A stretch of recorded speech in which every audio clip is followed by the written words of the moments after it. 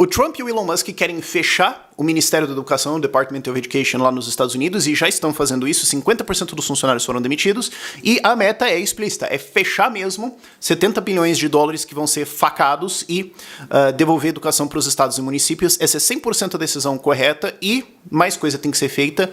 Mas antes de eu entrar no argumento disso aqui tudo, eu sei que esse vídeo vai chegar em várias pessoas novas que vão olhar e falar, não, peraí, como assim, fechar o Ministério da Educação? Não, eu sei quando eu faço esses vídeos aqui, o que eu tô vendo nessas últimas semanas, é que eles alcançam um público novo. Então eu quero, antes de argumentar qualquer coisa, te apresentar 5 informações que são desenhadas para você pensar, não, pera, quê? Primeiro, o Departamento de Educação foi criado em 1979 e de lá pra cá os testes mostram que o desempenho dos alunos nos Estados Unidos ficou igual ou pior. Esse artigo da Heritage cobre isso muito bem. Eles apontam para várias coisas, mas você pode fazer várias pesquisas disso se você quiser, eu só não quero me estender muito. Em matemática, o desempenho dos alunos caiu nas últimas 2 décadas. 1/5 dos alunos de 15 anos teve um desempenho tão ruim no PISA que parece que eles não aprenderam as coisas que eles precisavam com 10 anos de idade. 5 anos de defasagem em 20% dos alunos. 1/3 dos alunos apenas alcançou, na 4ª e 8ª série, alcançou o nível de proficiência em matemática e leitura que é exigido. 1/3. 2/3 não aprendeu o que precisava aprender. Isso aqui é o sistema de educação americano. Se eu falasse isso aqui do Brasil, você ia ficar tipo... Estados Unidos.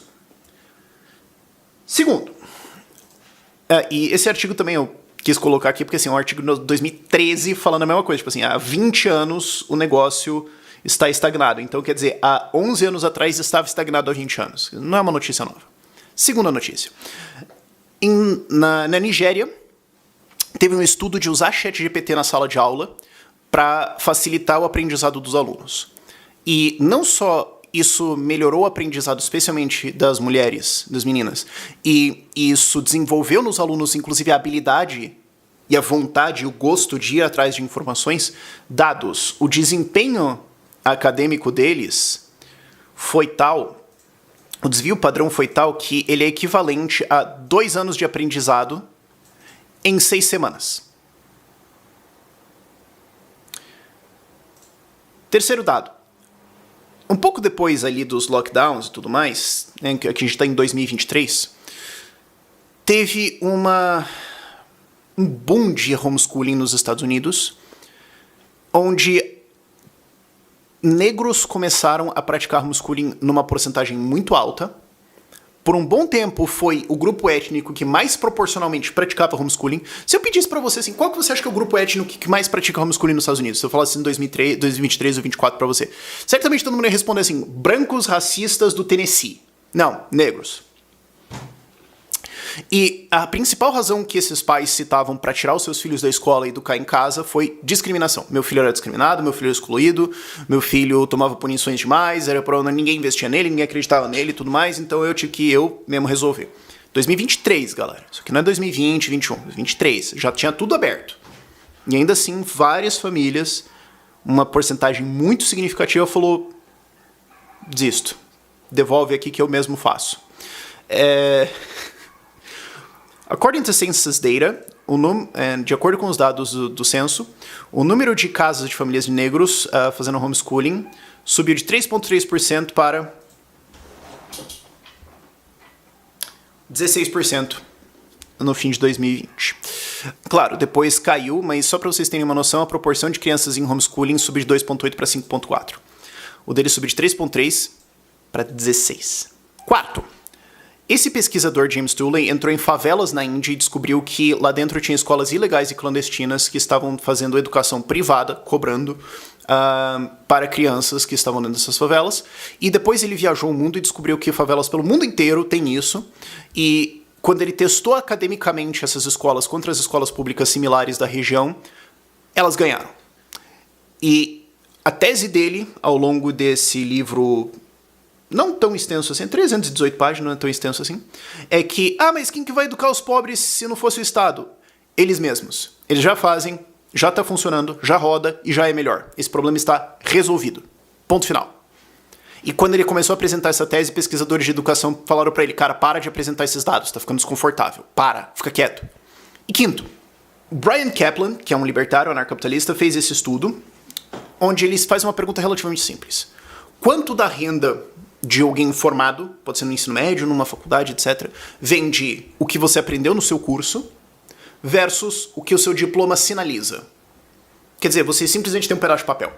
E também analisando o fenômeno da inflação do diploma. Quer dizer, se todo mundo é formado, a diferença é que tem mestrado. Então todo mundo agora vai ter mestrado porque quem tem mestrado ganha mais. Tá bom, então a diferencial agora é quem tem doutorado.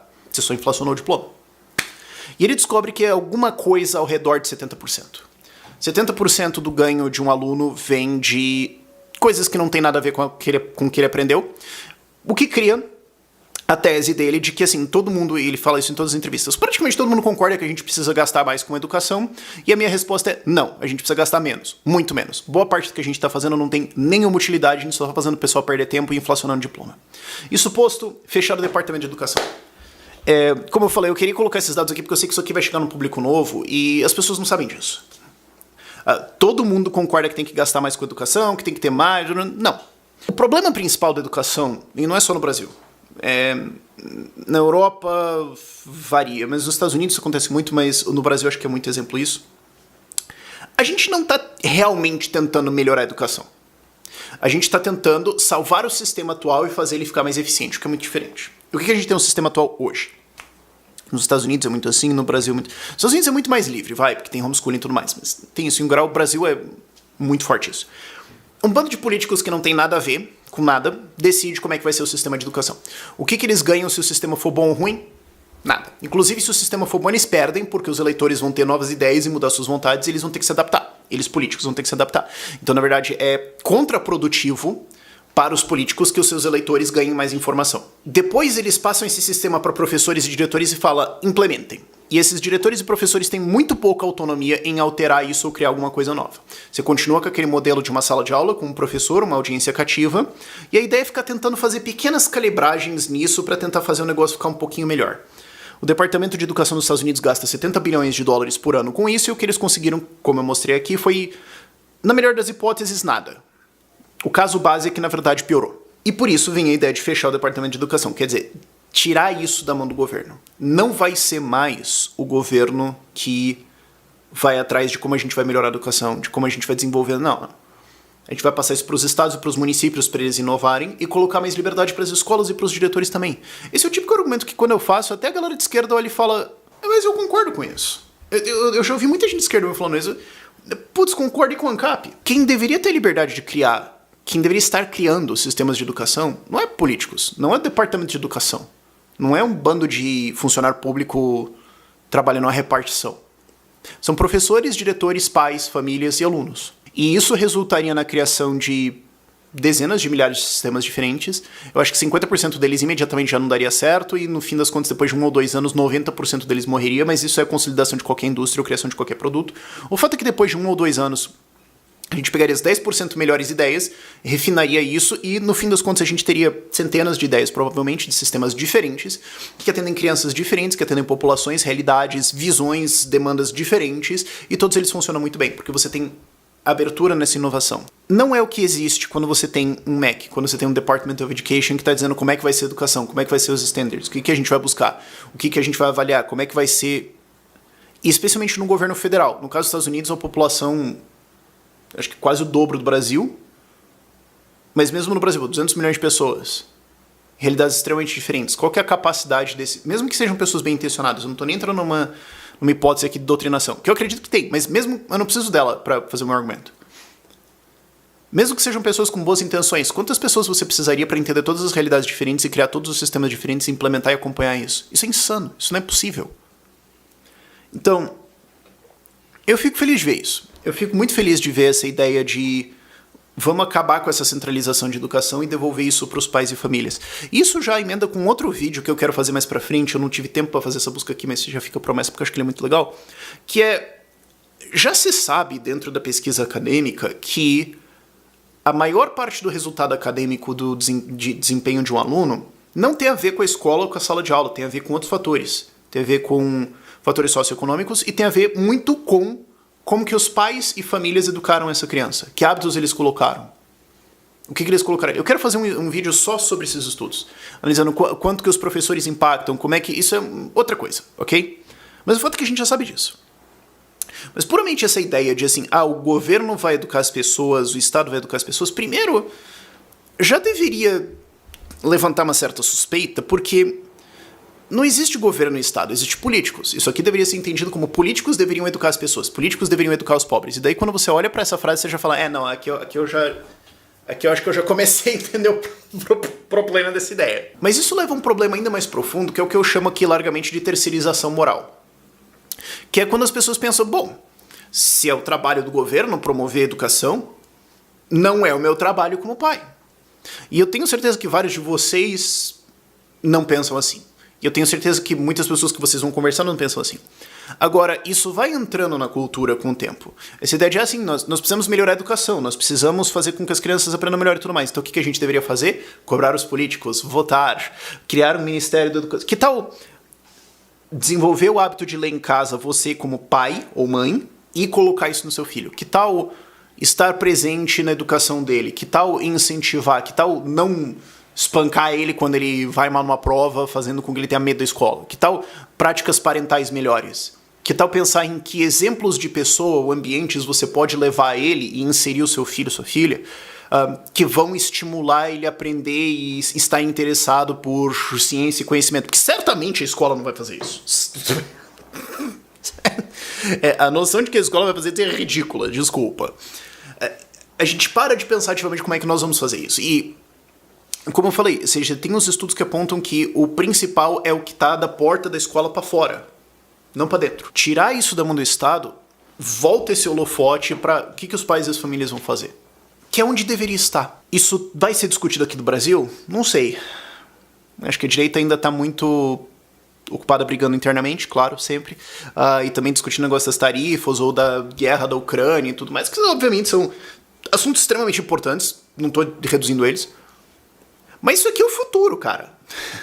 Isso aqui é a cabeça de todo mundo daqui 30 anos. É você tirar o Estado da educação, devolver isso para os indivíduos, devolver inovação, devolver criação de novos sistemas. Porque assim, vamos lá. Quando que vocês acham que vai ter um experimento disso aqui no Brasil? Vamos lá. Quando eu fiz um vídeo sobre isso aqui no Instagram, que eu soltei, muita gente falou assim, não, mas é que eu concordo com proibir celular na sala de aula. Gente, o problema conceitual é que, assim, de fato, se você só deixar os moleques ter celular na mão, o moleque vai ficar fazendo porcaria.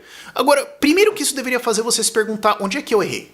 Quer dizer, se a gente faz um sistema de educação que é para dar conhecimento e inspirar uma geração e dar as habilidades para eles prosperarem no futuro e tudo mais, e eles estão profundamente desinteressados, será que o problema sou eu? Que também é uma coisa que o Estado nunca faz, né? O Estado nunca... É sempre assim, não, tudo deu errado, a gente tem que punir as pessoas, a gente tem que forçar elas... Não, ele nunca olha no espelho e pensa assim, será que eu sou o vilão? Você tem que pensar isso. Se você tem um produto, tem uma empresa, tem isso. Eu tenho uma empresa fantástica, com um produto fantástico, com um serviço fantástico, eu estou falido. A culpa é do cliente que é burro. Não, a culpa é sua.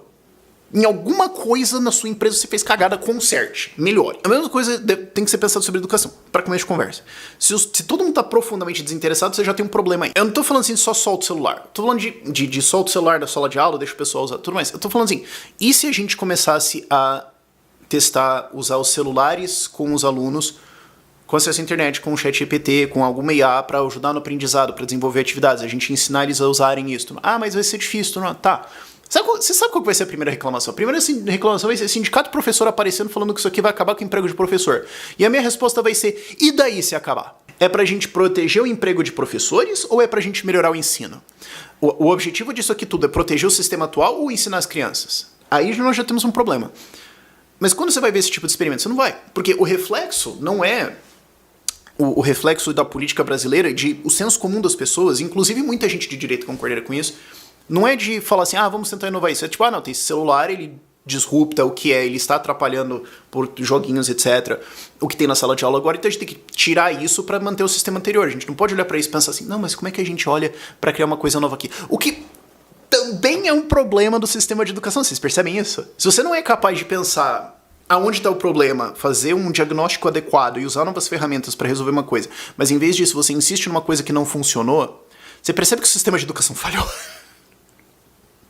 Se isso é endêmico na população, isso aqui, por isso que eu gostei desse negócio da África como exemplo, porque assim, é relativamente simples uma vez que você olha, é relativamente óbvio, a gente sabe que isso não vai acontecer no Brasil. A gente sabe que a gente não vai ter essa inovação e é o que a gente deveria ter. O que a gente deveria ter é a liberdade de escolas, pais, famílias, professores, diretores desenvolverem sistemas para todo lado e aprender com isso. Não é à toa que Hotmart, Eduz e tudo mais estão crescendo tanto. Não é à toa que a indústria de curso está crescendo tanto. Ah, mas tem muito curso picareta. Tem muito professor picareta, tem muita escola picareta, tem picareta pra todo lado. Bem-vindo à humanidade, ok? Agora, tem muita coisa útil ali, gerou muito valor, melhorou profissionalmente muita gente e permitiu uma transição de profissões e ensinou habilidades que não foram e jamais seriam ensinadas em várias esferas de ensino diferentes? Sim. E elas existem por quê? E isso, aqui eu tô citando o CEO da Hotmart. Existe porque o sistema de educação não tem a velocidade, a vontade ou a liberdade para inovar na velocidade que ele precisa para atender as demandas da população. Portanto, ele foi lá e criou a Hotmart, né, muito tempo atrás. Fechar o departamento de educação tá certo pra caramba. Fechar o MEC tá certo pra caramba. Educação não tem que estar na mão do Estado, tem que estar na mão de quem educa. Isso aqui é um mercado. Isso aqui tem que ter inovação, tem que ter criatividade e não tem que ter político querendo decidir como é que as crianças vão aprender. Porque se isso fosse dar certo, o Brasil já teria resolvido isso pra caramba. Porque se teve uma coisa ao longo da nossa história, foi político querendo resolver a educação. E olha onde nós estamos. E não é só Brasil, não venham com, porque no Brasil, porque num país não desenvolvido e tudo mais. Nos Estados Unidos também não funcionou. Se eles jogaram 70 bilhões de dólares nesse problema nos Estados Unidos e não resolveu, não é o MEC que vai resolver. Fecha esse troço. Por esse vídeo é isso. Tchau, tchau.